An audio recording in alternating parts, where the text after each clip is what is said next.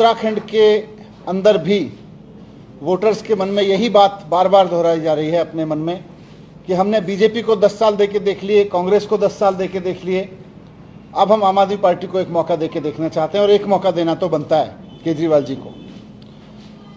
हर जगह जहां जहां कांग्रेस और बीजेपी भी चुनाव मैदान में हैं, मैं ये सोच रहा था कि ये लोग क्या कहने के लिए, किस भाव से मैदान में हैं। मेरे साथी मुझको बता रहे थे कि उत्तराखंड में कांग्रेस और भारतीय जनता पार्टी के मुख्यमंत्री, जो लगभग मुख्यमंत्री तो बहुत सारे रह गए लेकिन 10-10 साल रहे, इन्होंने 9,245 घोषणाएं तो मुख्यमंत्रियों ने अपने मुंह से की हैं कि हम उत्तराखंड के लिए ये करेंगे, हम उत्तराखंड के लिए ये करेंगे।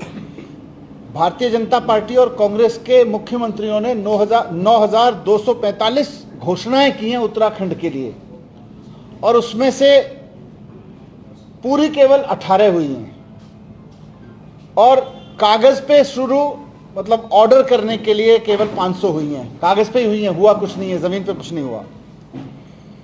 तो ये बीजेपी वाले जब लोगों के बीच वोट मांगने जाते हैं तो किस लिए जा रहे हैं? कुछ और फर्जी घोषणाएं करने के लिए। तो बीजेपी क्या कहने जा रही है वोट मांग के कि हम पलायन को और बढ़ाएंगे। 10 साल में आपकी नीतियों की वजह से पलायन बढ़ा, तो आप किस लिए वोट करें? उत्तराखंड के लोग आपको पलायन की पॉलिसी को आगे बढ़ाने के लिए। कांग्रेस को किस लिए वोट करें? कांग्रेस वोट मांगने जा रही है तो 10 साल तो कांग्रेस की सरकार भी रही, पलायन की नीतियां, रोजगार की नीतियां, स्कूल शिक्षा, कॉलेज शिक्षा, अस्पताल, सब कुछ आपकी नीति वही रही जो बीजेपी की है। फिर किस लिए वोट करें लोग आपको? इसलिए कि आपके कुछ विधायक जीते और वापस भारतीय जनता पार्टी की सरकार बनवाएं। तो आज कांग्रेस चुनाव लड़ रही है इस उम्मीद में कि उसके कुछ विधायक जीतेंगे तो भारतीय जनता पार्टी की सरकार बनवाएंगे। बीजेपी चुनाव लड़ रही है वापस अपने उसी करप्शन के एजेंडे को आगे लगाने के लिए। आम आदमी पार्टी चुनाव लड़ रही है स्कूल बनवाने के लिए, अस्पताल बनवाने के लिए, कॉलेज बनवाने के लिए, रोजगार देने के लिए, बिजली सस्ती करने के लिए, महिलाओं के सम्मान के लिए। आज कांग्रेस और भारतीय जनता पार्टी में हिम्मत नहीं है अगर ये कह दें, कांग्रेस के लोग, अभी चुनाव में 2 दिन है, लगभग 1.5 दिन है, कांग्रेस के लोग खड़े होकर कह दें कि अगर हमने 5 साल की सरकार में काम नहीं हुआ तो वोट मत देना। नहीं कह सकते। आज बीजेपी के लोग कह दें कि अगर हमने 5 साल में काम नहीं किया हो तो वोट मत देना। मैं कल हरिद्वार ग्रामीण के एक वहाँ पे विधानसभा में सड़क पे घूम रहा था लोगों से मिलते हुए, तो एक स्कूल से बच्चे निकल के आए, उनके टीचर्स भी साथ में थे। निश्चित रूप से टीचर्स और बच्चों की बात होती होगी। बच्चों ने कहा, सर हमने सुना है अपने दिल्ली के स्कूल बड़े अच्छे कर दिए, हमें उत्तराखंड में भी ऐसे स्कूल चाहिए।